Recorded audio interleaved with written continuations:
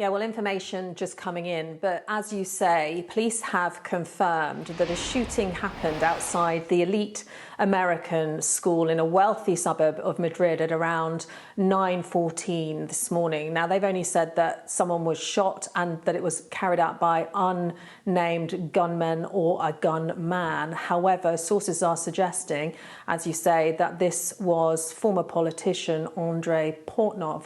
Now, Portnov, as you were mentioning there, was a former aide to the president, Viktor Yanukovich, who, of course, was in charge of Ukraine and headed up Ukraine during the time when there was the Euromaidan revolution. This was because he was a pro-Russian president and made a decision to lean closer to Russia, away from the EU. It led to huge protests on the streets, and actually Portnov was one of his aides who backed laws to help the crackdown of that revolution. Now, after that, in 2014, he fled to Russia and then resettled in Europe, and it seems had been living in Madrid. But we don't know what happened today. However, there is some speculation that this might have been a professional hit. So the reason why people are speculating about this, and I must say this is not confirmed by the police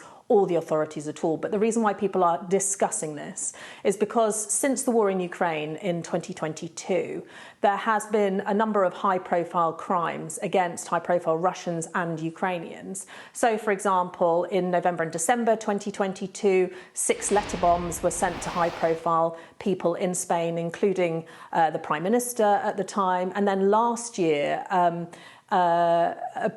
a pilot was found dead in his garage, and all of this is linked to the war in Ukraine. So there is speculation. There have also been some other high-profile attacks in that area, despite the fact that it is a wealthy area. But our sources are saying that police are at the scene, that the children at the school actually are well, that they're fine at the moment. But police are carrying out investigations. They've cordoned off the road there, and they're trying to find out exactly what happened.